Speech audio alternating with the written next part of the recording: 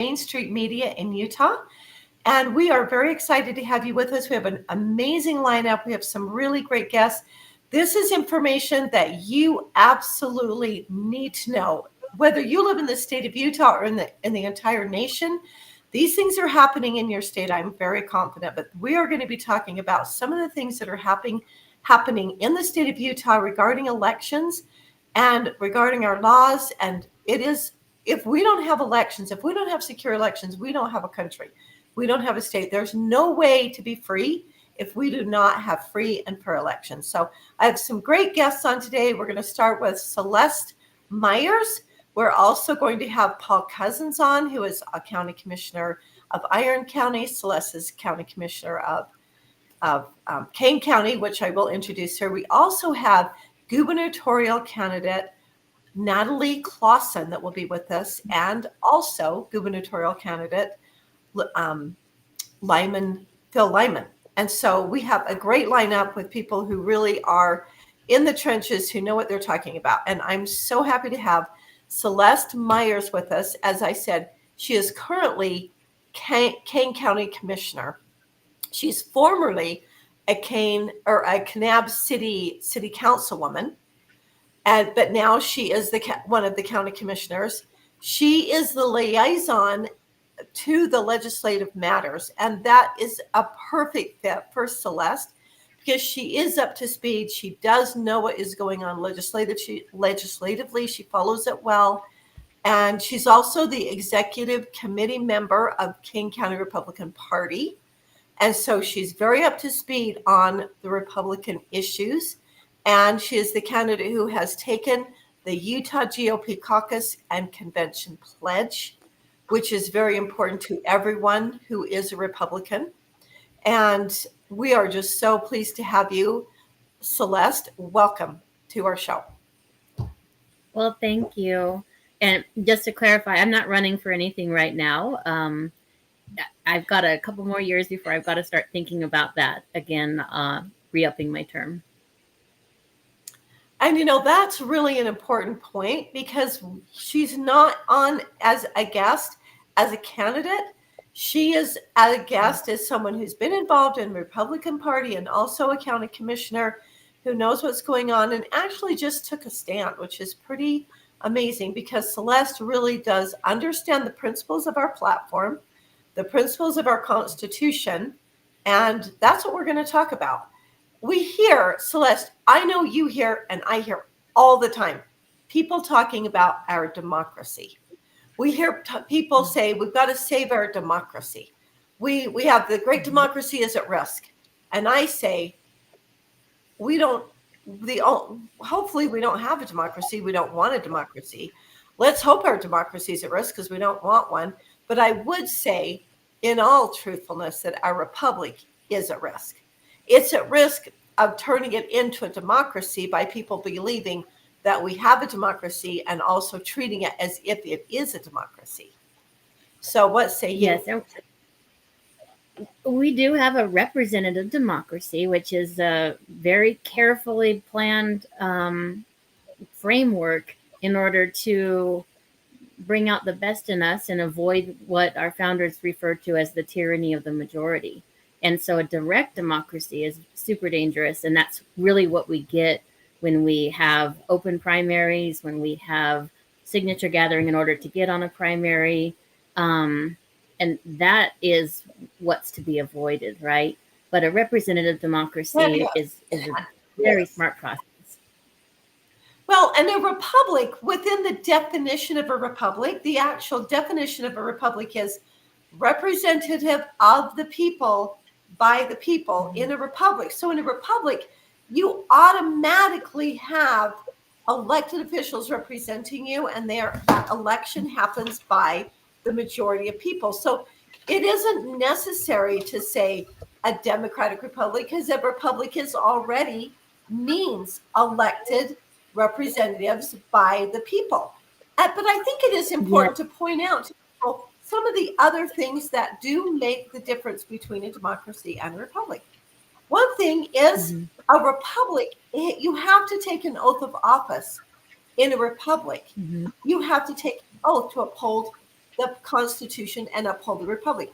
Why would you need to do that? And how could you do that in a democracy? Because a democracy is mob rule. It's the rule of the majority, whatever they want, or the mob, which more often, how often is a democracy really run by the majority of people? It is not. It is run by the mob. I mean, I can't think of a time when a democracy, a democratic government was run or by the majority of people. It's run by the mob, the elites, those who take charge and take control. And so I think, an important part is that when you became a city councilwoman, when you became a county commissioner, you took a sacred oath. Did you take an oath that you would do what you think is right? Or did you take an oath to uphold the Constitution? I didn't even take an oath to do what the people wanted me to do. I took an oath to support, defend, and obey the constitutions of the United States and Utah, and also to discharge the duties of my office with fidelity. And I take that super seriously. The Constitution is really expertly set up with checks and balances to separate powers and also to delineate powers. And why that matters, now we're talking about caucus and convention, electoral college, and direct democracy. So I hope everyone's familiar with electoral college. It's the national system that we use to give less populated, more rural, and different viewpoints of voice nationwide.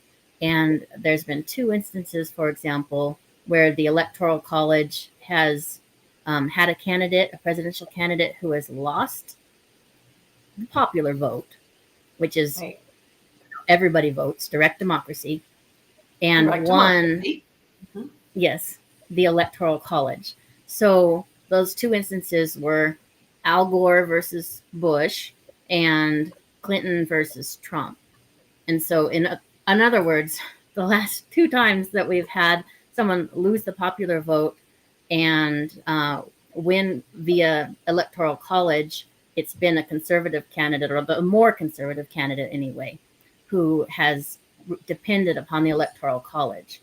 And that is why on a national level, Democrats are working so hard and the left is working so hard to get rid of the electoral college. Now, if we, crop that down to a more local representation, then we've got the state government and also the county governments here in Utah. Utah is one of the 8 states that still has a caucus and convention system. And caucus and convention mirrors almost exactly electoral college system, where you've got representatives from all the different precincts, the neighborhood precincts, and all the different communities throughout the state or throughout the county.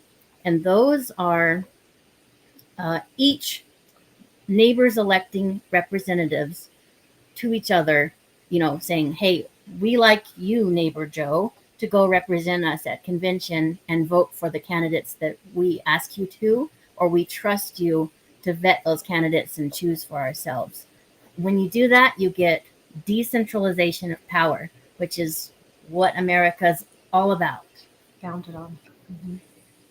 So we need to defend our. We know that when we decentralize power, the people have actually a say in how they're governed and their own government. When we centralize power, we always get tyranny. We always get a loss of freedom. So we always want to decentralize power, break it up in pieces, and never leave a great deal of power to one body or one person. Yes, exactly. And so on a national level, do we want the most populated states like California or New York City, New York State, to be dictating how we function as a nation? No, probably not. As a state, do we want Salt Lake City to be dictating how we function as a state? No, probably not. What fits in Salt Lake City reflect everyone in the state. Mm-hmm. Mm-hmm. Yes, it and doesn't. Honestly, same county level even. I'm sorry, even with the county level. Oh, I was saying even on a county level, yes. If we obliterate caucus and convention, whatever the largest population center is within a county, that's who's going to decide everything.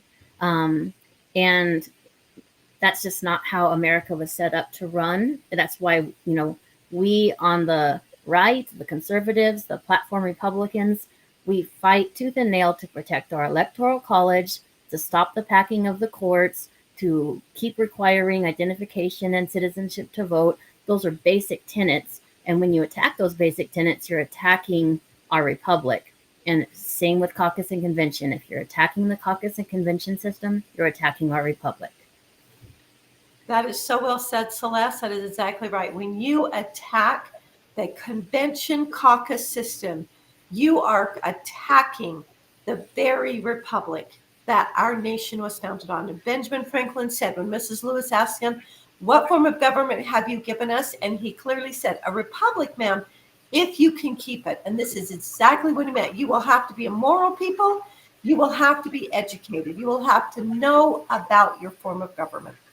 You will not be able to just go, "Oh, it's here, we're good, everything's fine." You will have to be on top of things. You will have to absolutely be educated and educate your posterity. And you will have to be moral, because we cannot keep a republic, which is a form of self-governing. You can't self-govern if you don't have a moral foundation. You can't keep your freedom. Self-govern, but you can't keep your freedom without a foundation. So, do you have a minute to talk about the way that caucus and convention here in Utah helps us to keep our Republican Party more Republican? Can I talk about that for a second? Let's talk. Okay. Yes. And before we go into that, Celeste, let's just quickly explain how the caucus system works, the way that it's set up, and how it includes every single person who claims to be a Republican. It even includes people who aren't Republicans, as long as they claim to be a Republican. All you have to do is say you claim to be a Republican, and you're invited and you're included. How does that work? Yes, exactly. So one day every 2 years for a couple of hours, the entire state meets at the same time. So there's not an opportunity for people to participate in one caucus and then go somewhere else and participate in another caucus, because they're all happening concurrently. And every what's called a precinct, it's an area that contains about 1,000 Republicans, has their own meeting at the same time. And the meeting is for all people who are registered Republicans to come participate and vote for who they want to represent them in the upcoming convention. And then at the convention, that's when those delegates who were chosen then cast their votes for which Republican candidates they feel should go on to the primary. If someone reaches a high enough threshold of votes and a strong enough majority, then they're the only candidate to be on the primary ticket, or on the general ticket as a Republican. And if that no one reaches that threshold and there's maybe two not as strong candidates, then both of them will go on to the primary. And in that case, they'll be chosen by the Republican electorate, which one they want to represent them in the general election, right? So at the caucus, the Republican platform is read. So it talks about tenets of state rights, individual liberties, individual responsibilities, citizenship, etc. There's multiple planks of the platform. And so everyone knows what we're talking about when we're claiming to be Republicans. And then those people are chosen by their neighbors to be delegates at that election, or at that caucus. It's an election, and those are duly elected representatives for each neighborhood. And that's how, okay, then the other side of it is, we don't have a litmus test for registering to be a Republican. Anyone, no matter whether or not they believe in the platform tenets, the platform planks, they can register to be a Republican. And the only kind of litmus test or vetting of who gets to decide which people claiming to be Republicans actually become in power to represent us is via caucus and convention, with spreading out, again, decentralizing power, decentralizing that vote, decentralizing that litmus test. So then you get a candidate who, across a broad spectrum of demographics and lifestyles represents best the principles of the platform and our values. Exactly.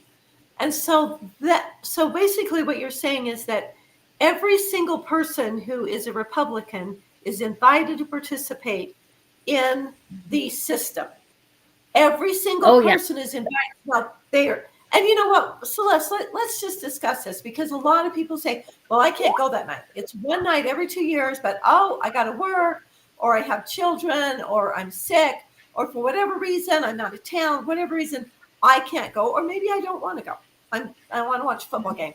So I don't want to go, or I can't go. So now you've excluded me. You've completely excluded me. You've left me out, and I can't participate. Is that true? No, it's not even true in that case. You can submit your vote by proxy. Yeah, so you can do a ballot, and you can send your ID so we know you're legitimate.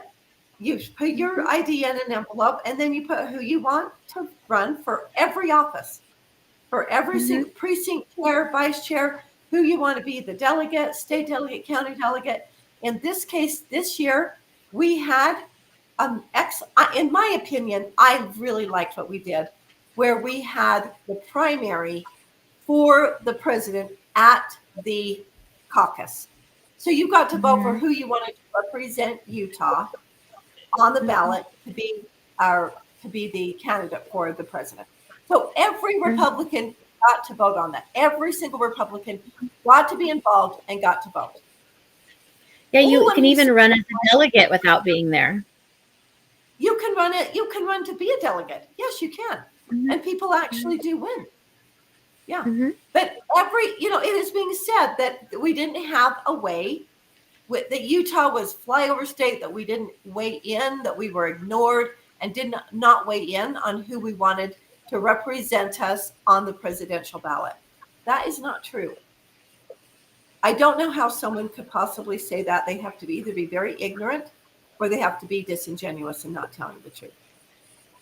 Those are the only two things you could be. If you don't know, then you're ignorant. If you know, you're being disingenuous. Yeah, and what concerns me right now is that some of the current state administration and current state legislators who got into power either through signature gathering, which is the opposite basically of caucus and convention, and signature gathering, the tagline catchphrase for it is, you want your vote to count too, don't you? How come just these few select people, this good old boys club, gets to decide who gets to be on the ballot? Give the people a choice. And that's a compelling argument, especially because some of the legislators and the powers that be got in not by the caucus and convention process now. I'll give you some examples. In the Senate race that we just had, the signature gathering candidate won. In the governor's race, the signature gathering candidate won the primary. In those are two good ones to start with. Anyhow, I said that those are two good ones to start with, and yes, they are. There is a attorney general's race also. Yep, that's a good point. And there's a concerted effort right now to further neuter the caucus and convention system and further make it even easier to get on via other means such as signature gathering. And what they're all really incrementally moving us toward is open primary, also called jungle primary by politicos. That's the kind of thing that California has, and they will probably never go back to being able to have a conservative candidate again in the state of California, just for one example. And so we can protect our republic and our state's rights and our state's values by protecting caucus and convention. It's as simple as that. And every now and then there's an unforeseen outcome and somebody loses who maybe shouldn't have, or There's a sentiment that reigns for the day, and there's maybe some regrets. We can't change an entire system just due to one or two unforeseen outcomes. Even if the candidate that I prefer didn't get in, which has happened in the past, I just have to take my lumps and say, this is still the best system. America has so many faults, but we're still the best system. It is so true. And if you study different forms of government, a republic just outshines every other form. And it's the only form of government that has ever lasted 240 years or even close to that. Rome, 1,000 years under a republic. Never would happen. Democracies don't last more than 35, 40 years tops. They destroy themselves because of the infighting and the back and forth. And that it's interesting because I hear people all the time talk about, especially elected officials, talk about, including our governor, say the people at caucus are a bunch of right-wing extremists, or they're just extremists, which is so interesting because we have been using it since Utah was a state. We've been using it for hundreds of years, for over 100 years, and other states have been using it. And it is very hard to restore once you lose it. But under our caucus convention system, we had Bob Bennett for decades. We also had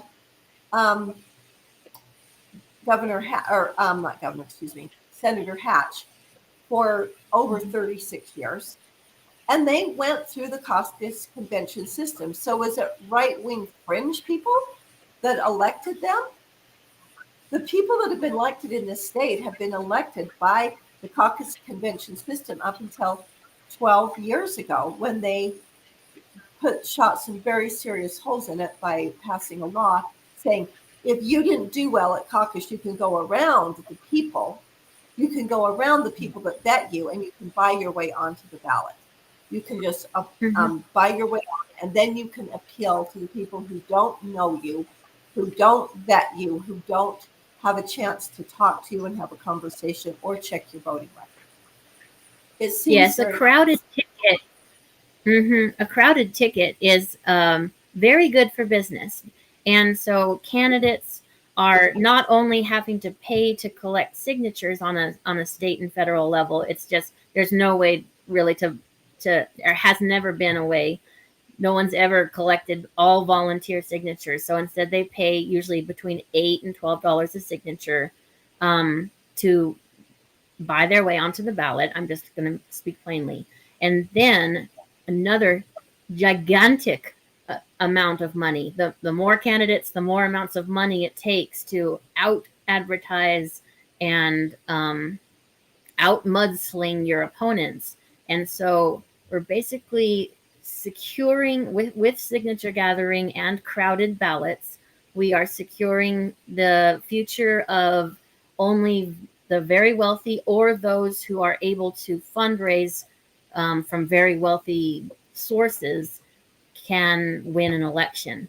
And that means you're bringing up questions of what these candidates owe their fundraisers, their giant PACs and their special interest groups. What do they owe them after they get elected, after dumping tens of thousands of dollars or millions of dollars into these races? And we should be very concerned about that. Celeste, you bring up such an excellent point, and we do have access to that. And it is really worthwhile to go onto any candidate and look and see who's contributed, because you're seeing what do they want and who do they owe? Who do they owe favors to, depending on how much money is contributed. I think if you contribute $200, you're probably not going to expect them to give you a lot of, attention or a lot of what you want. But if you donate $5 or $10 or $50,000 to a candidate, most candidates are going to expect that they are going to get something in return. And so that is a really important part of this process. So Celeste, tell us why you feel like basically what you're saying is the caucus convention system allows people to vet candidates, to ask them questions, to meet them. And if one of the candidates gets 60% or more, they shouldn't have to, according to our party bylaws and platform, they should be done. They shouldn't have to have a primary. What is the advantage to having a primary over just electing someone? They've got 60%, but now someone could go around that and get put on the ballot by buying their way on. What's the advantage to now we have to have a primary? Why is having a primary? Why is that a good thing? How does that work in our favor? Yeah, for a few things, it's like I said, good for business. So there's a lot of money spent on then trying to win that primary. And just to be clear, a primary with two candidates is fair, I think. In an instance where no candidate gets 60 or 70%, in our county it's 70%. And then so you've got two good candidates, but no one has risen above the other strongly in the delegate's mind. So then that gives another month or so for the general electorate to make their decision and weigh in, and then we come out with a better product. But when you have signature gathering, there is nearly an unlimited, no, that's not true. You could have several candidates on the ballot, as we saw in the 2020 gubernatorial race, as we just saw in the 2024 Senate race. And it allows potentially weaker candidates to gain just barely plurality. They don't have to get majority. They just have to get plurality, which is just 1% or even less than 1% more than the other person. One vote. One vote more than the other candidate. Mm-hmm. Yeah. And that's so that what you're saying, when that happens, then the person that wins without having the majority of people voting for them. They just win by having more votes than anyone, but it's not necessarily the majority of the candidates or of the voters. Right. Yeah. And we're not going to have necessarily, and we shouldn't be looking just at popularity for every single race and every single issue, but it's more than that. It's the fact that in our state, we don't have recall. So this is the voters' one chance to strongly say or not say, hey, I really support this person or I don't, as an electorate. And so if we've got a bunch of lukewarm support for whoever gets to represent us for the next 2 to 6 years, depending on the race, that's not a good position to be starting from. And that's a little bit dangerous. It is extremely dangerous, in my opinion. Right now, we're electing a new senator, and who did not win at caucus convention system, absolutely didn't, but does have name recognition, a lot of money from DC, and who looks like at this point is probably going to be our senator. And it is 6 years. We're going to be stuck with this person who's really not even a Republican. We're going to be not only stuck with him for 6 years, but think about how hard it is to run against a sitting senator and win. Very hard. It's very hard. So we will probably be stuck with him for longer than 6 years. Yeah. I think and the general moderately interested voter gets overwhelmed by the number of choices. I can't tell you how many voters I spoke with. I made hundreds and hundreds of calls trying to get out the vote for our county this election cycle. And so many people said, it's sitting here on my counter. I just haven't had the hours and hours it takes to sit down and comb through the 10 or so races that we've got going on with multiple candidates in some of these races. And 4, 3, however many candidates. I don't even know where to start. The only thing I've got really to go on is the 50 mailers that are also sitting on my counter. And that's why what I'm getting at is when you have a refined primary process with only either very strong or pretty good and only 2 of them per race candidates to choose from, then you're not overwhelming the voter. You're getting a higher voter turnout, and you're getting fewer undervotes and overvotes. Undervotes are if someone's filling out their ballot, they care really strongly about a couple of the races, so they fill those one out, and then they don't even know for state auditor, so they just leave it blank. Right. The less of that we could have, the better, I think. I agree. And you know what, Celeste, you bring up such a good point, because a person who's not really engaged, they're busy raising their family, going to work, handling things, they're really not, they care enough to vote, but they really haven't had the time or the interest in getting highly engaged. They pull out their ballot, and there's so many candidates. And I'm telling you, I had at least 30 people that did not even turn the ballot over. They're like, well, they're not on my ballot. And I'm like, look on the other side. Oh, I didn't even know there were candidates on the other side. So a lot of those people on the back side would have been what you're saying, undervote. They didn't even get voted one way or another because people didn't even know they were there, because we have so many candidates. Where when we weed through that, and we have people who have been elected by their citizens, by their neighbors, elected to represent them, to go to the caucus system, to run to be delegates. So everyone is invited to go to that. Then everyone's invited to either run or vote for who they want to represent them. That person's going to go vet all the candidates. And that, do you want someone who's been vetted, or do you want someone who gets in because they have more signs, they win the sign war, or they send more flyers out? And so do we want people that are running because they spent a lot of money?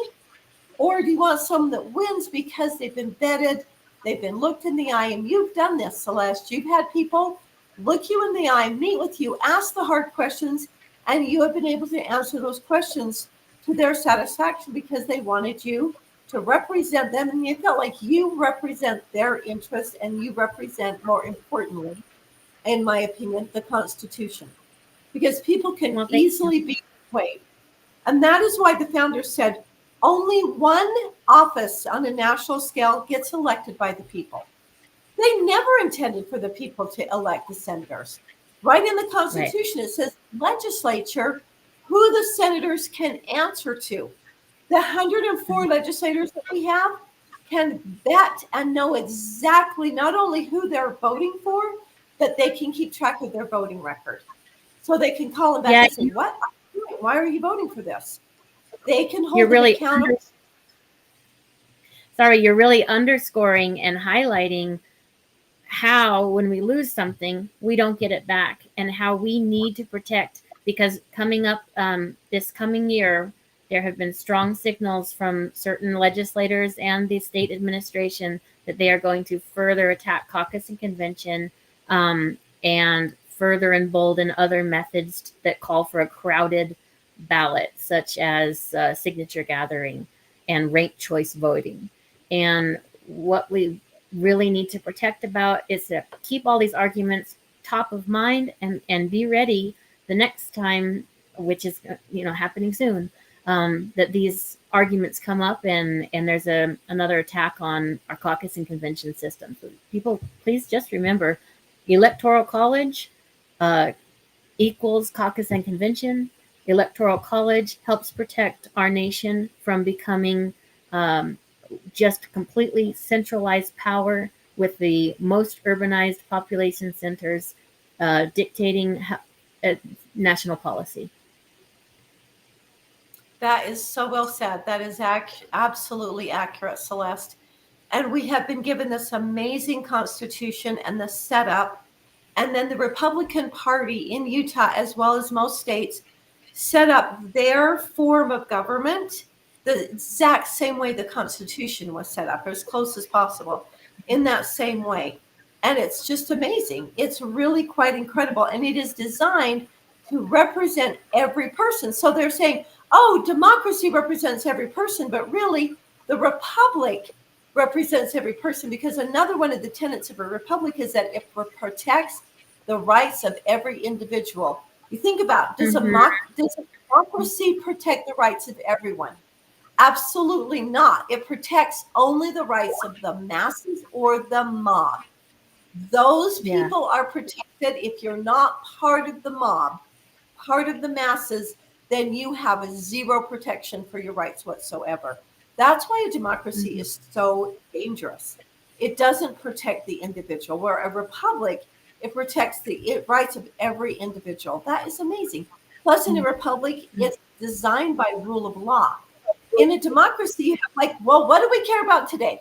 Let's say that everybody with green eyes, we're going to have them, double their taxes. If you got green eyes, we're doubling your taxes. Or, you don't get to vote or whatever. It sounds ridiculous, but that's what a democracy can do.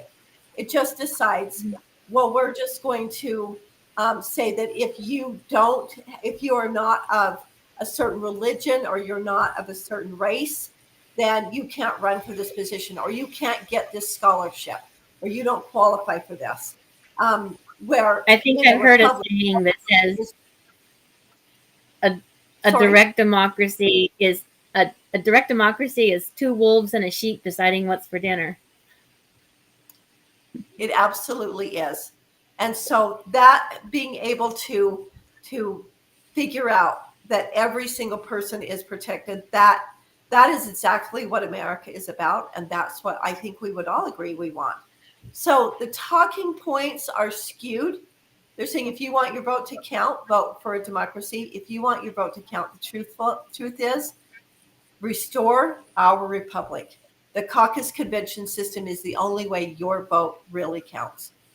So yeah, you're so right. Celeste, is there anything else? Our time is kind of short, but is there any other, you made some really great points. I really appreciate you being with us. Are there any points that you would like to make before you leave? No, I think we'll just leave it there. I really appreciate the leadership that the Utah Republican Party has shown. Their website is utahgop.com. If people want to support and see what it's all about, you can view what the platform says there and get a better sense of why we're fighting for this. That is a really good point, because the Republican Party, the Utah Republican Party, I feel like they really do try to support the caucus convention system. They have come out and found ways to support caucus convention winners. And we are really at risk. I mean, would you say that we're in a tipping point, Celeste, that we really are in a kind of a dangerous position right now? We're on the verge of really losing our freedoms. Yep. Well, thank you for having me on. Thank you so much. I really appreciate you being with us. We have Natalie Clawson, and thank you so much, Celeste. Thank you so much for joining us. And we're going to have Natalie. I'm sorry? Do I hit leave? No, you don't have to hit leave. No, and I don't want to kick you out at all. You are actually very welcome to stay. Natalie Clawson, who was the lieutenant gubernatorial candidate in this last election, and she is going to be joining us shortly. I want to quickly say, and I just want to say, Celeste, thank you so much for being with us. I also want to say thank you so much for your service, not only on the city council, but very much as your service as a Kane County commissioner. I have been watching you. I've been watching what you do, and I feel we're very blessed. You set a great example. I wish that your other county commissioners would follow your lead more often, and sometimes they do, but I really want to say thank you so much for your service and for what you have done to stand for and support our republic. And I just want to tell you thank you so much. We are very, very blessed. Thank you. Thanks for all your great work. So thank you. I do want to just remind you, you are listening to KMMU.org. You can listen to us through KMMU.org. You can also listen on X, Rumble, or on YouTube.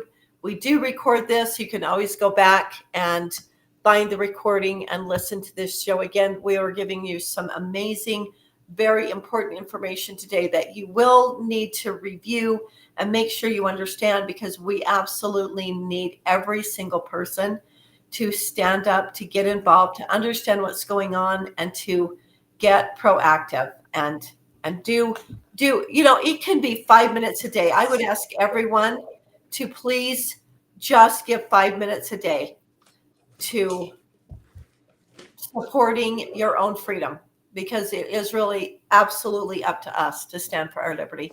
We want to now welcome, as I already introduced, I would like to welcome Lieutenant Gubernatorial candidate Natalie Clawson.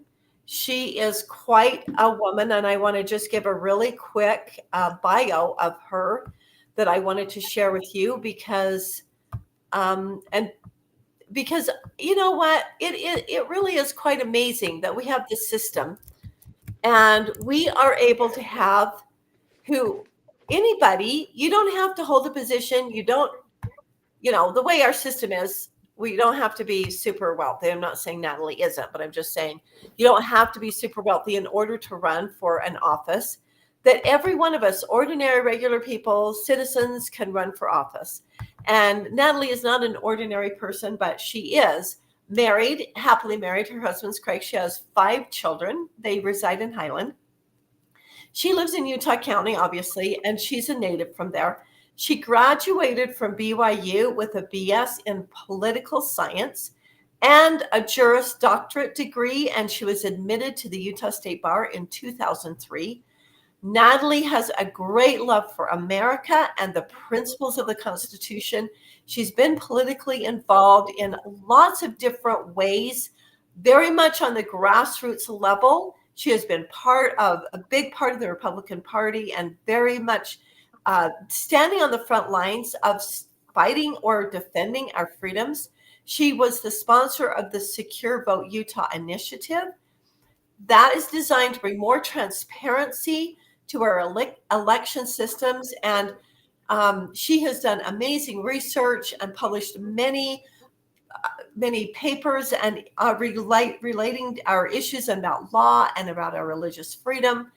And she has worked for BYU Center for International Law and Religious Studies. And she has become a great defender of our First Amendment rights and our religious freedom. And I am just so happy to welcome Natalie with us today. Thank you so much for being with us, Natalie. Thank you, Delane. It's so good to be with you. You are a champion of all these causes fighting for liberty. So I'm happy to be with you today. Thank you. It is an honor. And I just want to personally thank you for those of us who wanted to have someone in office that is guided by principle, not by political whims, not by gaining more power or being popular by the establishment, but who is guided by the principles of the Constitution. And we are really grateful that we had someone to vote for. So thank you so much for that. And I want to thank you for all your work. And it has been rewarding and fun, really quite enjoyable to work on these issues together and work with you. And you have truly been a light. And we're really grateful for that. I think there's a lot of things happening with the elections that the general populace is not even aware of what is going on. Mm-hmm. They don't even know what's happening. And I really feel like the best way to get people engaged and get them empowered is to educate them. So I really wanted to have you on to help explain what is going on with our election system. Now, Celeste Myeres was just on, and we did spend quite a bit of time talking about the caucus convention system, how really amazing it is, and how it allows every single person in the state of Utah, regardless of what party, if you're a Republican, to get involved in the Republican Party.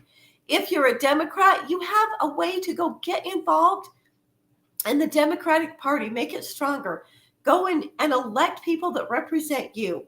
So you have every single person. I love this. I love this about a republic, that every person has a way to get engaged, get involved, let their voice be heard, and they don't have to spend hours and hours doing it. It doesn't have to become a hobby or a massive passion. If you care about freedom, if you care about your country or your state, you care about these issues, get involved. You only have to go to a meeting once every 2 years.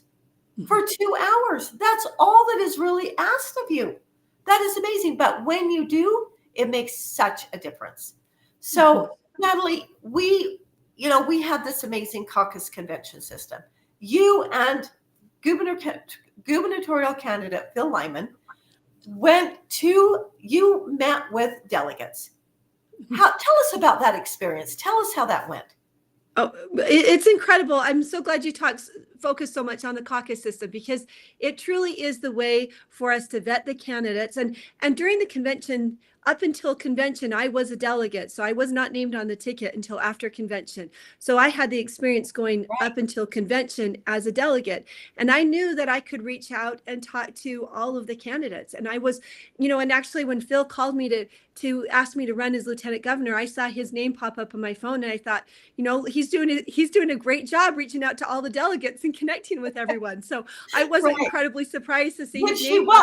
Which he was doing. Yes, he was, exactly. And he did a great job connecting with everyone. And as a delegate, we are able to have those conversations. And that's really the way that we can tell if our candidate actually believes in the party platform. And it's interesting. I mean, in the last 24 hours, the news hit that Spencer Cox refuses to support our presidential nominee, Republican nominee, Donald Trump, and same with Curtis. He was asked on camera. It just went on X this last 24 hours, where they asked him at his victory speech if he would have accepted an endorsement for Trump, and he was a little bit hesitant, but he said, but I would have accepted it from Biden. So we don't see those true colors. Said that? Yeah, he did. He said, I would accept an endorsement from Biden. Yes, he volunteered that. He did. He was said it to Brian Mullaney. I didn't know he'd admit it. He admitted it. It's right. I mean, it's after the primary we get that information.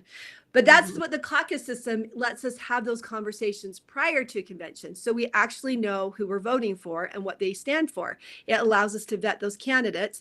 But the people who bypass the convention system, like those two people I just mentioned, we don't know. We know they got the money, they got the signatures, maybe, and they're on the ballot, and we don't truly understand them as a candidate until surprises come out right after primary, and then we get to know who these people are. So I'm a huge fan of the caucus system. I think it's really the way to go to make sure that we elect people who truly represent us and our Republican platform and our ideals.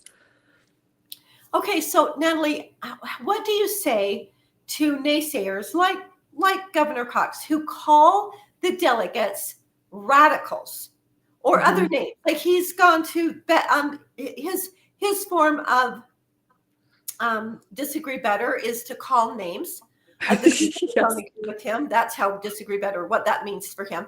So he's called us as delegates. He called us names and said we're radical and we're like fringe. We're fringe people. What do you say to that? Because you're a delegate, I'm a delegate. We got called fringe radicals. How would you respond to that? I mean, it's interesting that he can generalize a whole population of people. I mean, how many are we? Like 4,000 people, and he could give us all that term. Yeah, I mean, it's pretty crazy that he can do that. And he said that even before convention, he was all prepared to call names for us. But, it's interesting. This last convention is different. I think we had about 75% of the delegates were new this year. So there's a big turnover of delegates. And actually, if you look at it, like Nikki Haley won a lot of the precincts. So we as a group tended we were more moderate than a lot of the population has been in the past. So it's interesting that he called names, and it's interesting, he won convention 4 years ago. And so is it truly that he thinks that our group is extreme, or is it because he knew he didn't have the support? And so he was trying to help himself out, make himself look better. Yeah. And I do think it's very, very important. I'm not a big fan of name calling. It's interesting that he does so much name calling. And one of the reasons that he can't stand President Trump is because President Trump is a name caller, and he is. And I don't really like it myself. I don't really like name calling, just because I was raised that's not the best way to communicate with people, and that we should just use facts. I really love facts. I like facts because they're real hard to argue with. They just say what's true. I love the truth. So I find it really interesting that the people who vetted the candidates, who went to their caucus, who went and either ran or were nominated and then ran and became delegates And like you said, 75%, well over half, 75% of them had never done it before. So they weren't people that are like all entrenched and radicals that want to take over and control the party. They're citizens. They're regular people who said, yeah, I'll take a turn in getting involved. I'll throw my hat in. Yeah. And it's interesting that they're the ones who met with both Phil Lyman and Spencer Cox.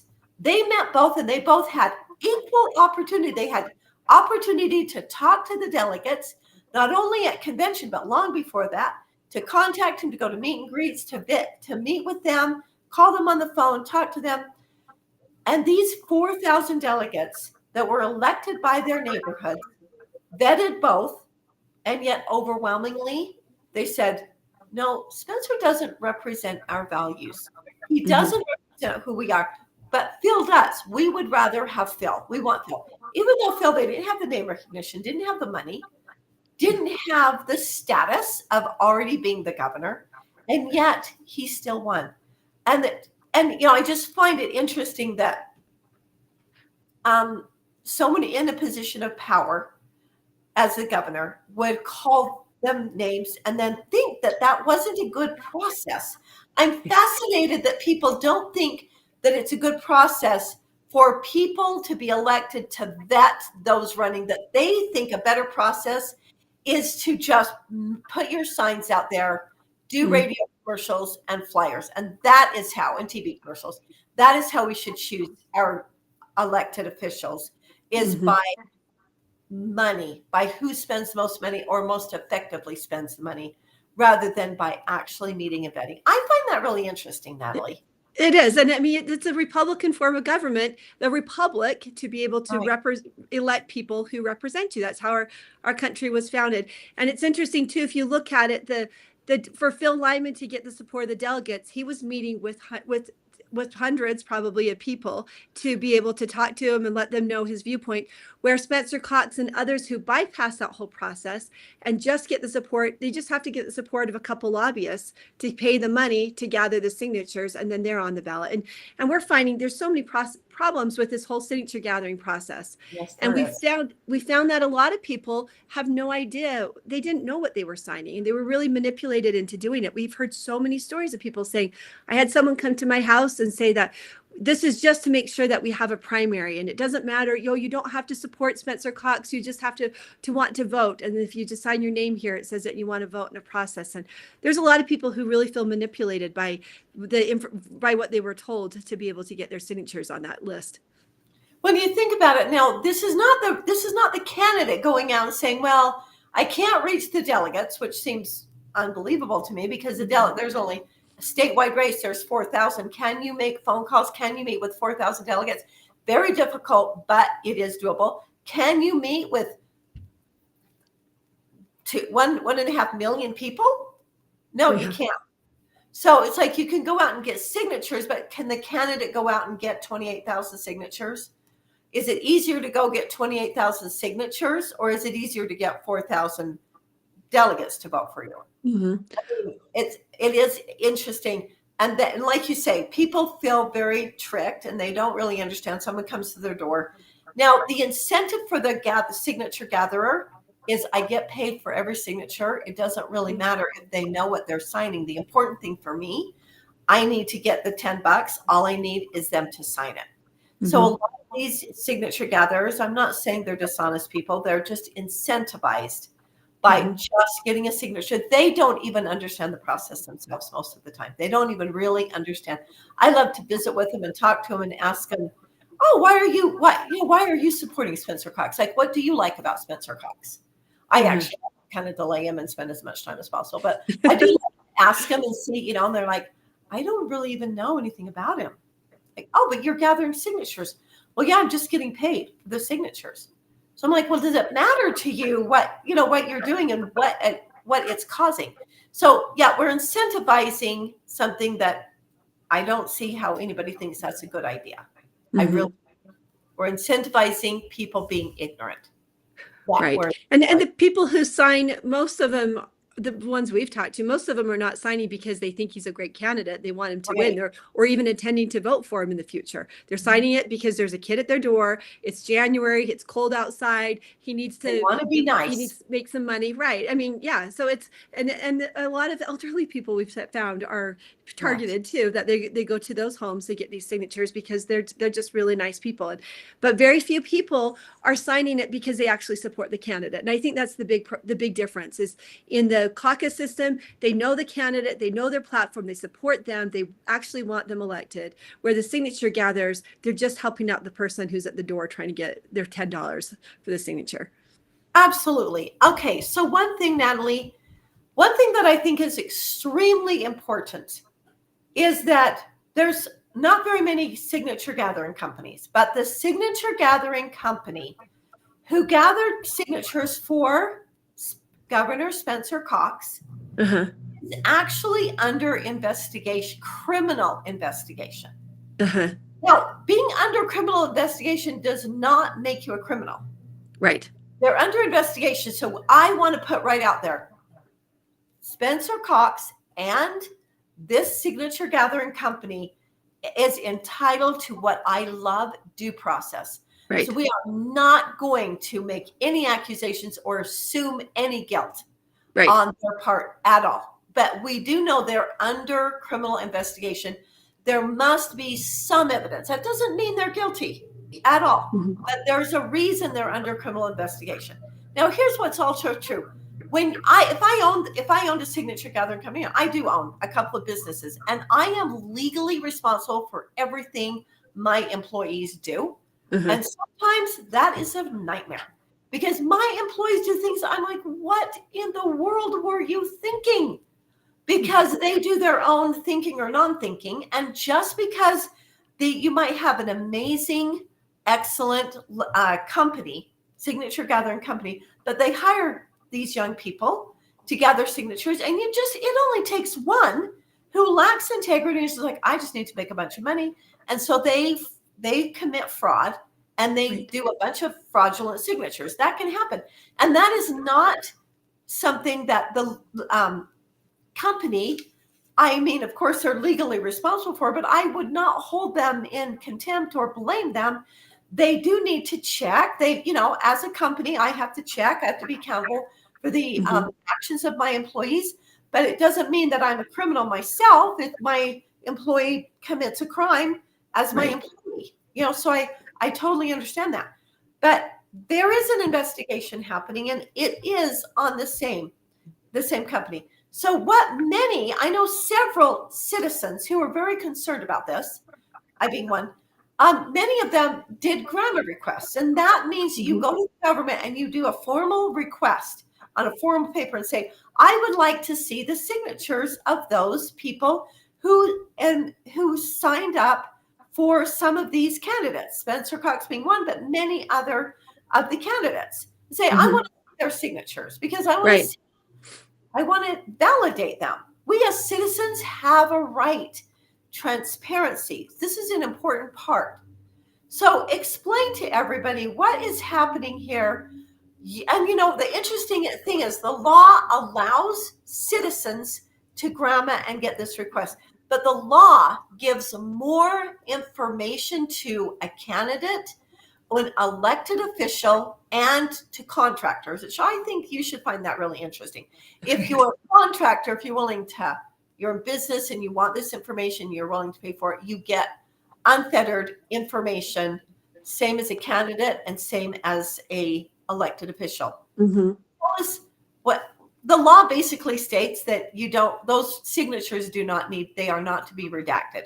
Redacted means that they're blocked out. They're removed so you can't see those signatures. If I do a grandma report and I say, I want a grandma request and I want to see all the signatures of Governor Cox, they will eventually send those to me. I have to pay for it, but they'll send them to me. But they will block out a bunch of signatures who they deem are not that I shouldn't get to see. But as candidates, elected officials, and a contractor, those are not supposed to be blocked out. So you did do a grandma request We did. Yes, we did. Yeah, we and did. Can you tell everybody why you decided to do that? Yeah, that's a good question. Well, I mean, exactly what you're saying. It's Ronald Reagan said that we need to trust but verify. And I think that's exactly what we are entitled to do and required to do as citizens. We need to trust our government, but we have to be able to verify information. And actually, there's a Supreme Court case. It says it's Doe v. Reed, and it says that the public disclosure, and it's referring to signatures, it helps ensure that the only signatures counted are those that should be. So the public has a responsibility to be aware of these signatures, and the government has a responsibility to be transparent. And the code also states that the Lieutenant Governor should be transparent with the signatures.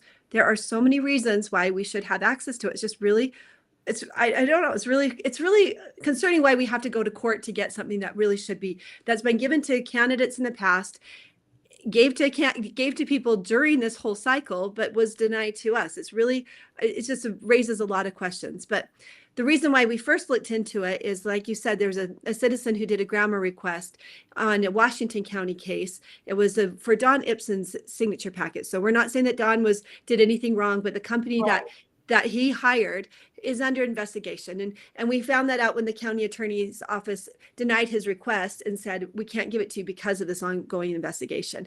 And I talked to the county attorney's office just a few days ago, and they confirmed that there's still an investigation going on. They haven't filed anything, so there's no we don't have a case number yet, but they're continuing to look at it. So we knew it was the same company that Spencer Cox had hired. And we thought, we should also verify this information. That's the only reason why we're having a primary election, is because he got these signatures. So we should be able to view those and confirm that and verify that these signatures are there. I mean, and just from the start, it was interesting because normally the media asks questions and they say, these are the number of signatures that were turned in. This is the percent verification rate. We didn't have any of those questions being asked in the media. So I called the county clerk and just asked those questions, and they said, we can't tell you how many were turned in. We can't tell you the verification rate. If you want that information, you'll have to do a grammar request. So right from the start, they're making it hard. So we're running a campaign same time. So I do a grammar request because we know, as soon as we find out what's going on in St. George, we do a grammar request. This is I don't remember date, mid-June, early June. And then the first thing that we found out from Washington County was back in May. So we've been on this for a while, but we do the grammar request, and then the information comes back. It takes a while, and they give us a list of Spencer Cox's signatures, and 40% of those, like you said, were redacted. They were just complete blank lines where they said, it would said like private, and then it said a county is the only information that we had on there, and where it said withheld, and then the county. So you look at it. And so much information was withheld that we didn't have the dates. So when people were signed, we didn't have precincts. We didn't have any of this information. We went back and asked for more, and then said, we just want to be able to view these packets in the meantime. And that's a very normal request to be. It's a very normal request. Yes. And there were other people. Totally legal to do. Exactly. And just so people know, because this is a statewide race, normally the verification process is done at county levels. But since SB 54, the state has contracted that Davis County Clerk does all the verification for all of the races. So it's very centralized. We're moving to very centralized systems in Utah. And so we contacted Davis. So I know that other people contacted Davis County Clerk to be able to view other packets for other candidates, and was given access to do that. When we asked to view them, we were told, no, you can't view this. The soonest, if you want to look at Spencer Cox's list, the soonest that you can see this is the end of July. And that's after they go through and redact the information from it. So it's really concerning. We're seeing processes change right in front of our eyes. We're seeing transparency change. We're seeing things being made harder. It's especially concerning because we're running against the governor and lieutenant governor. We are one of only 3 states that doesn't have a separate secretary of state that handles their own election. In our state, in Utah, the lieutenant governor oversees the entire election process. And so she oversees the process. And early on, there was a news article that said Greg Bell would be called in if there's any issues of any questions that arose. We never heard from Greg. I don't know what role he's played, but none of our correspondences were done with him. So we have a lot of concerns with this transparency. And just to give people some information, the reason that they chose Greg Bell is because he used to be the lieutenant governor. So they felt like he was over elections before under Governor Herbert. And so they felt like, he would kind of have a feel and know. And he's not in office. He's not elected right now. So I think that is actually, I think that's a good choice, even though, I mean, that kind of made sense. But that, of course, if you care about election integrity, if I was lieutenant governor, which I'm not, but if I were, and I never will be, I would definitely want to recuse myself. I would say, okay, I'm going to turn this over to Greg Bell. I'm not going to wait for controversy. I'm going to eliminate even the idea of controversy. I am going to put myself above the fray. I'm going to turn that over to someone because I'm on the ballot. Now, when she's not on the ballot, fine. But when she's on the ballot, how in the world can she be in charge of elections? It's unbelievable, especially on this particular year, because not only is she on the ballot, but the one of the candidates for Attorney General, which did happen to win, which is Derek Brown, she's on his campaign. The lieutenant governor over elections is on a candidate's campaign. And of course, there's no surprise he won. Like, who's surprised by that, right? Right, no, right. And now there are many of us who wonder if he did legitimately win. I'm not saying he didn't, but we will never know. How will we know he won? Right. And it's interesting because we requested 3 different candidates packets and were denied all 3. His was one of the 3 because of that conflict. And we were not given that information either. But I think you're right. If you were in that position and you've spent 4 years telling people how transparent and fair our elections are, I think you would bend over backwards to make sure, at least in your race, it doesn't look like you're showing a conflict of interest. But the answer, our state has spent more than $350,000 taxpayer dollars on billboards just to convince us that we have a free and fair election, where we could just be a little bit more transparent. And there's just some real simple things we can do to bring some more trust back to the system. Such a good point, Natalie. Instead of spending our money to socially engineer us, indoctrinate us into believing it, how about making them transparent so we can see for ourselves? Nothing creates that security with people than truth. Being able to see it for themselves, that's what convinces people. So, so as it stands, basically what you're saying, you still have not been able to see the signatures, even though it is in the law. It is required of a lieutenant governor to show it to you and give you those.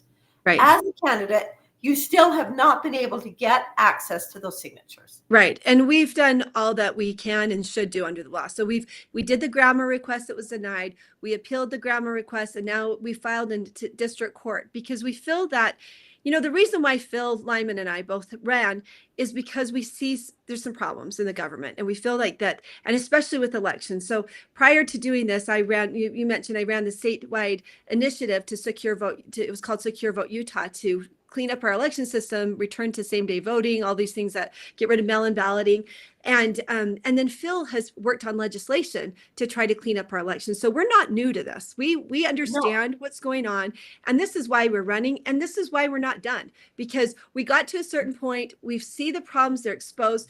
We have standing now to oppose this, and we have standing to bring more transparency to people. So just like in that court case that I read earlier, that the public has a right to be able to help verify these signatures and to be involved in those, because what it said is that the public helps to ensure that only the signatures counted are those that should be. So we want to help bring more light to the system and more awareness to it. So we are going to continue to ask questions about this. You know what? That is really, according to the Declaration of Independence, that isn't just your right, it is your duty. When you see things, and I feel very strongly about this, I feel like there's no accusations for anyone. There's no accusations. But why do we not want to prove and show that our elections are fair, that they are transparent, that they are accurate? Why does not everyone that is in office, every election judge, the lieutenant governor, the governor, why are they not saying, let's make this so transparent, we want you to see? Especially when they won. Why would they want to show? We want everyone to know we really did win legitimately and fairly. And I think, I just want to make sure everyone understands. Phil won to be the gubernatorial candidate for the Republican Party. He ran a race and he won it. Right. Really, according to the Republican platform, that should be it. He should be on the ballot in November as the Republican candidate. But Governor Spencer Cox went around that. Mm-hmm. He said, I don't like that result. I'm worried about it. I don't know that I can win if the delegates vet me. So he went around. And so now Phil and you had to run the same race again in our own party. I just want people to really understand what a violation this is and how wrong it is. You already ran the race and won. Now, if Phil had not gotten 60%, then that would have been we would have had a primary. Neither one comes out shining. That's what happened with Governor Herbert when he ran against, when John Johnson ran against him. Neither one got 60%. It was 55-45. When Mitt Romney ran for Senate and Mike Kennedy ran, neither one got 60%. So then the system is, if neither one comes out shining with 60% or more, then we run a primary. And then we take it out to those who really don't vet anybody. We have to take it out to a bigger group. But if we can avoid primaries, it benefits everyone. It benefits our state. It benefits the citizens. It benefits the candidates for sure. Because then you're not running all summer spending tons of money. Yeah. Only when it doesn't benefit those who want to buy their way onto the ballot. Right. And there's a lot of money to be made through a primary. There's a lot of money to be made by the radio, TV, flyers, the mailing companies, all the companies that make a lot of money on campaigns. They make a lot of money. So it does benefit them, but it doesn't benefit anyone else. Except there's a lot of elite.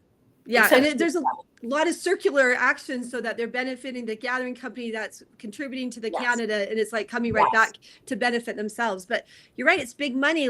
John Curtis spent $13 million on the primary. That's a lot of money that could have been avoided. Right. $13 million. Right. But it doesn't disadvantage us. It makes it so we have to beat Spencer Cox twice to be on the ballot in November. And we're at 1-1. We both have won once, and so it's a problem because our state legislature has gotten involved in our party politics to create the second path, and it's a conflict. They violated our constitutional right of association that we can decide our own rules for our party, and so it is definitely a big problem in Utah politics. It is a very big problem because the legislature, who's Republican, they unfortunately messed up our republic. They messed up our republic system.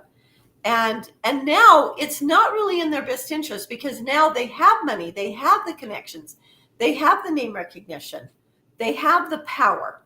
So now they would have, in order to get rid of SB 54, they would have to vote for them to have less power. Right. That's very hard to do. Yep. And so what we have to do, our only thing that we can do is what we're doing. Educate the citizenry. Get educated, because if we do not stand up for our freedom, we won't have any. Right. We are at that point. If we don't defend our elections, I can't remember if it was Stalin or Lenin who said, let everyone vote. It doesn't matter who votes. It doesn't matter how they vote. What matters is who counts the votes. Yes. And I feel like that is kind of where we are. It's very important that we know that our system is working. Mm-hmm. Okay, Natalie, what advice would you give to the regular citizen? What can the citizenry do to get involved and to help? I would like to suggest 5 minutes a day. I ask every citizen, donate 5 minutes a day. What can a citizen do? I think that's great. I mean, one thing that we're facing is that we feel we have the legal right to be able to see this information. So the nominating petitions, we asked for the cure list, which shows if their signatures don't match. We asked for those, we got them for 4 counties, and then the Lieutenant Governor's office sent a letter to all the clerks and said, deny every future request. So now that's not available. So they did, that's deny every future request? Deny or do not, we don't allow these to come out, because we talked to Iron County and they said, we'll give you the packet this afternoon. And they said, let me just check with the Lieutenant Governor. And they came back and said, we're not giving out that information for the cure list. And then after that, every county that we contacted denied our request to do that. So we didn't see the correspondence with the Lieutenant Governor's office, but we know a conversation happened. And after that, we received no more cure lists. And that affected Colby Jenkins, because he wasn't able to reach out to those races, and he went to court about it and lost in court. And they decided that it's up to the county clerks to decide who they give that information to. So it's our system is set up now that we have preferential treatments to certain candidates. So with a cure list, with the packets that we were asking for, and then we also did a grammar request for the election returns, so that we could see the information, see when it came in. This is normal information. When you were watching our national elections, they have the map on the board. You see which county, we're expecting it to come in from this county. We're expecting it to go left or go right. They talk about that information. We're watching it live. We don't have that in Utah. And we asked for that. We did a grammar request in all 29 counties to know how the precincts voted, when they voted, that information that used to be available on the web pages from some of the county clerks.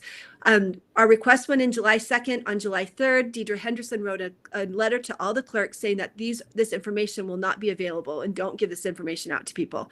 So we're watching, in the last 4 weeks, we watched the system change drastically to favor the incumbents, to favor certain candidates, and to lock the public out of the whole process, and to reduce all transparency. And if people know, I mean, these signature packets that we're looking at, to see when someone marks a box that says, I want to be private, it says you are private to everyone except for candidates.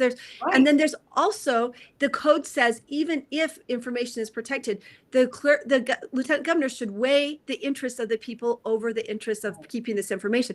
There's every legal right for us to be able to see this information.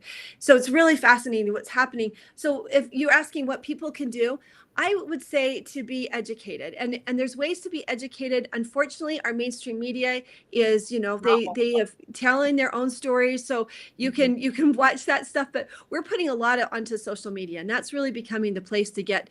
I think going to get firsthand accounts from people is becoming much more credible than to going from somewhere who's getting paid to tell certain stories. So we have quite a bit of information that comes up on Instagram and on our Twitter feed. So I would say, if you want to stay abreast of what's happening with this case, then keep following our social media. We are going to court to get the signatures, get access to signatures for both the Spencer Cox. We have a hearing coming up on July 18th for the Washington County ones. And I just encourage people to know why we're doing this. And it really, truly is because we care about our state. We're concerned about the direction that our state is going. If we just sit back now and watch what happened and don't ask questions, we are not any better off than we were before. And we're much worse off because of what just happened. And so regardless of whether this affects our own race, we're doing this for the people of Utah. And so we hope people get educated, and they can educate their friends too, so we can combat the stories that are being told from the mass media, because they really don't have a leg to stand on if they're trying to win this case on the legal route, because we have the legal right to this information. Right. And they're not going to win because of the transparency issue, because the public should have access to this.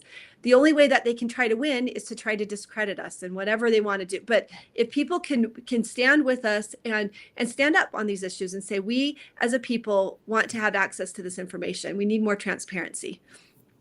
Okay, so would you suggest that people reach out to the Lieutenant Governor? Should they reach out to, who should they reach out to? Their legislators? Who can we reach out to and say, we want more transparency, we want access to the signatures, we want access to the records that we're legally entitled to? Yes, I think all of those places are good. Tell people that we're interested in this, we're watching it. Also, the legislatures we're hearing that they're trying to have a special session in August to change our whole caucus system. And so if you can give pressure to the legislatures and let them know there are so many concerns with the signature gathering path, and even more concerns because of what we just witnessed, and we can't go down that route. If you can talk to legislatures about supporting caucus, that's incredibly important. And you can reach out to the Attorney General's office to ask them to look closer at this race. And I think those are all great things to reach out to do. Yeah, I do think calling your legislators, because we really are. I mean, whether they call a special session in August to undo our caucus system or not, it's still at risk. Right. And every year there are numerous laws proposed to fix it, to get rid or weaken SB 54 to make this caucus system stronger. And none of those pass. And so we do need to reach out to our legislators and say, what can you do? What ideas do you have? How can we make our caucus system stronger? How can we make that stronger? And so I think that every single person should reach out to their senator and their House member.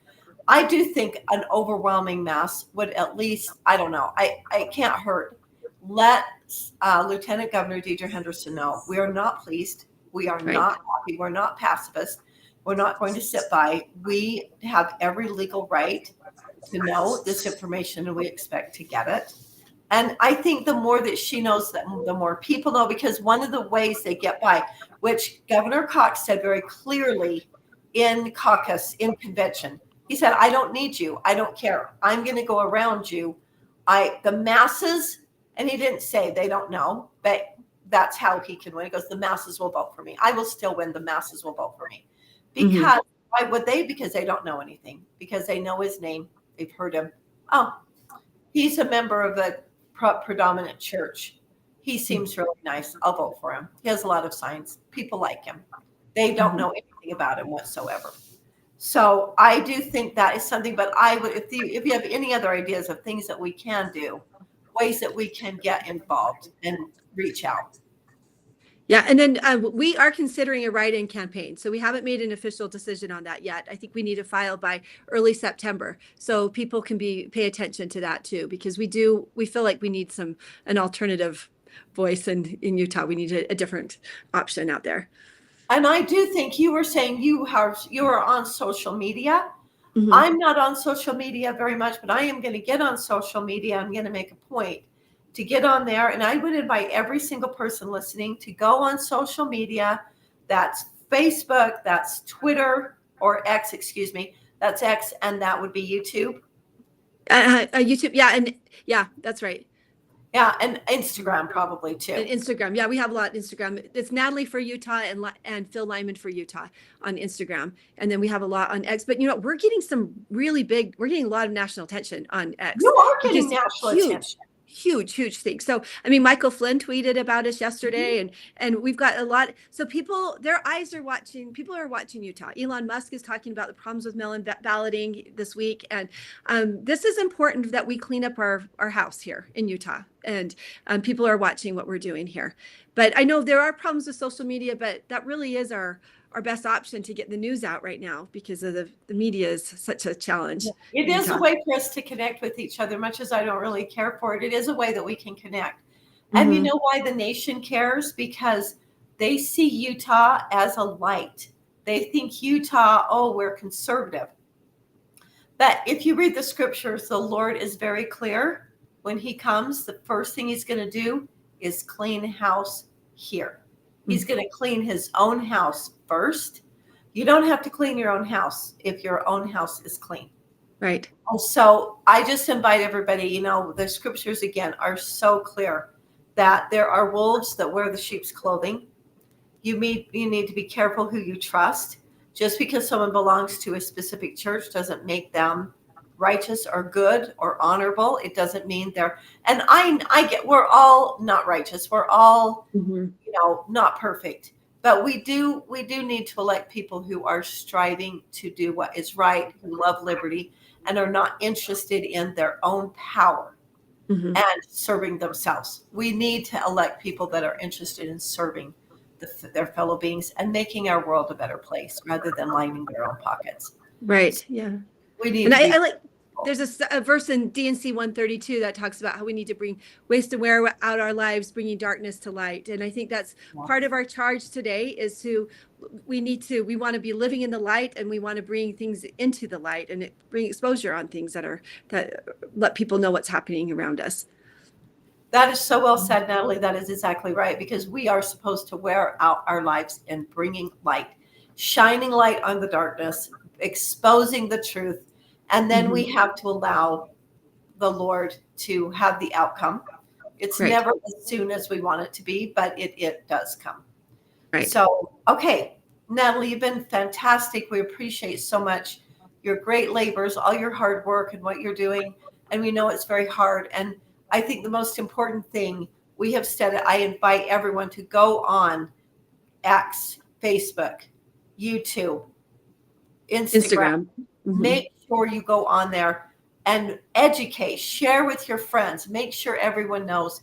It's the most important thing we can do. And then reach out to our elected officials.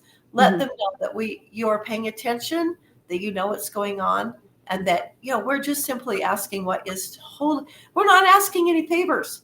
We're not asking anything special. We're not asking you to be treated specially. We're just saying, will you please obey the law? Will you please go along with the law? That is all we're asking. I'm asking it, and I ask everyone that's listening to please go get involved. Spend 5 minutes a day.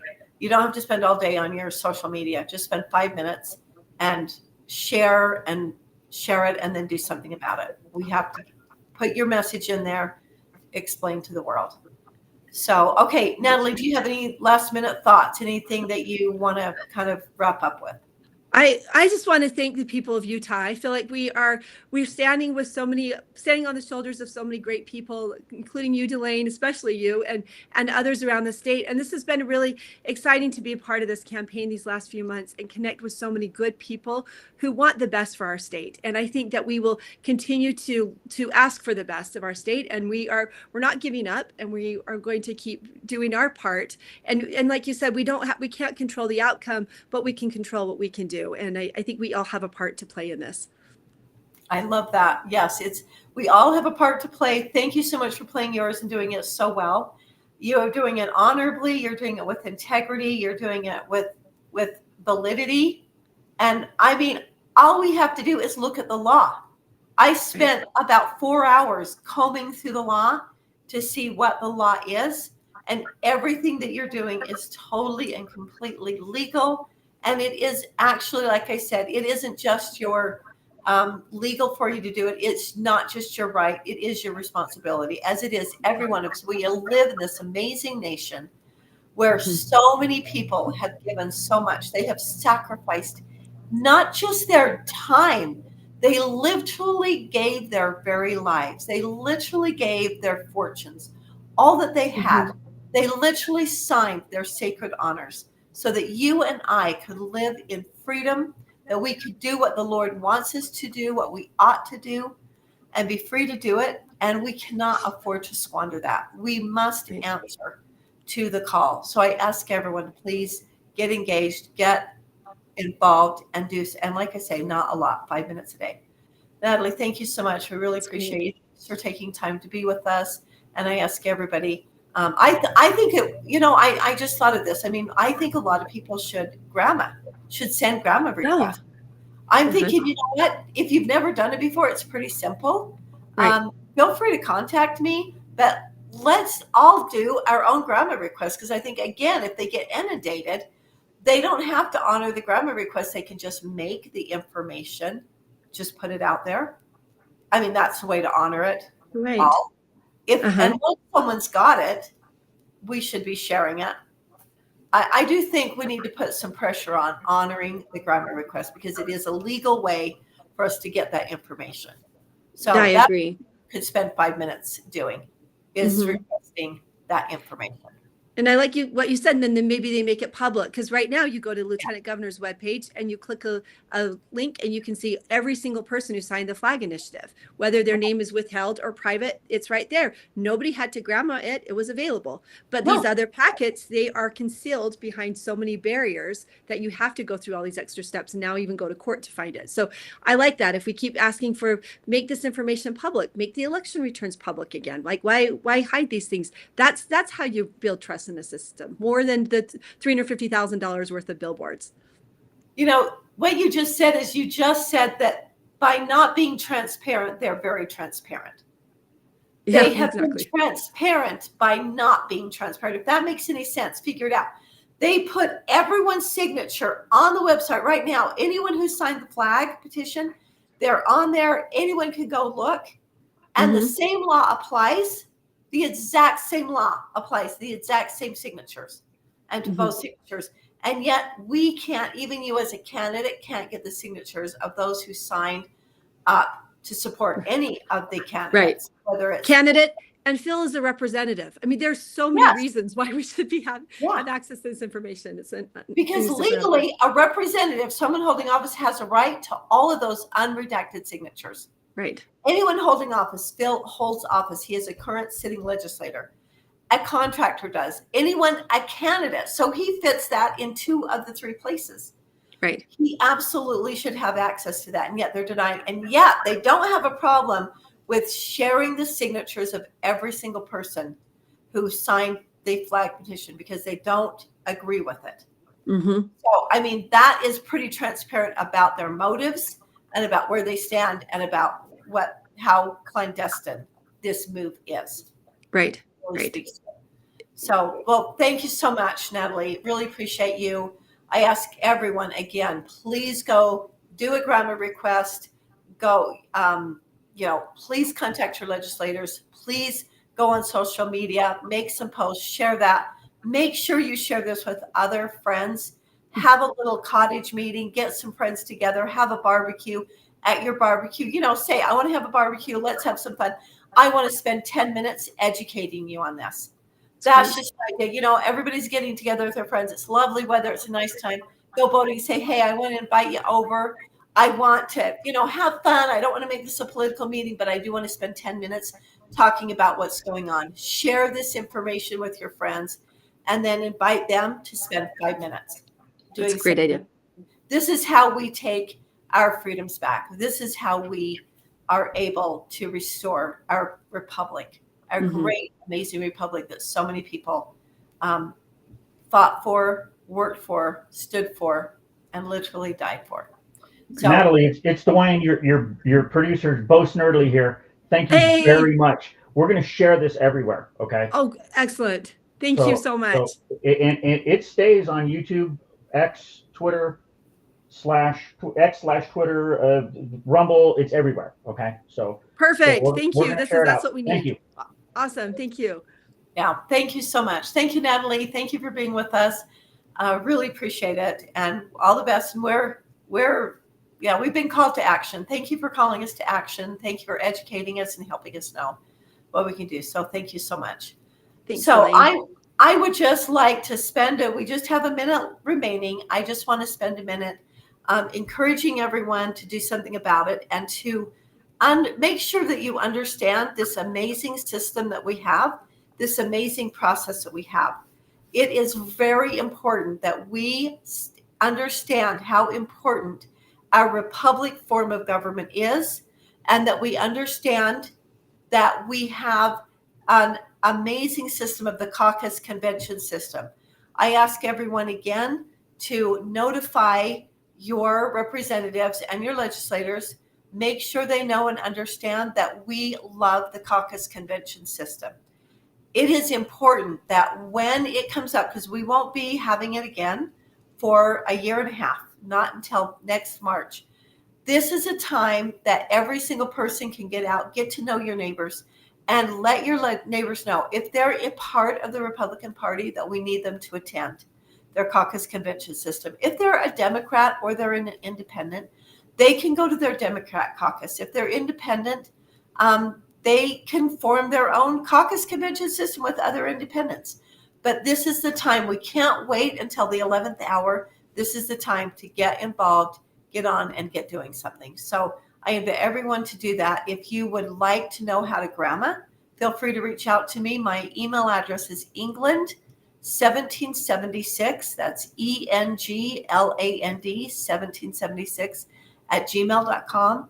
Feel free to reach out to me, and I will help you go through the very simple, very easy steps to grandma. And I just want to assure you, I will be doing that with not just a few races that I have, but many of the races. Anyone that I think is at all pertinent. So thank you so much for joining us. Hope you have a beautiful day. And remember that you are the guardian of your liberty. Thank you so much. Have a beautiful day.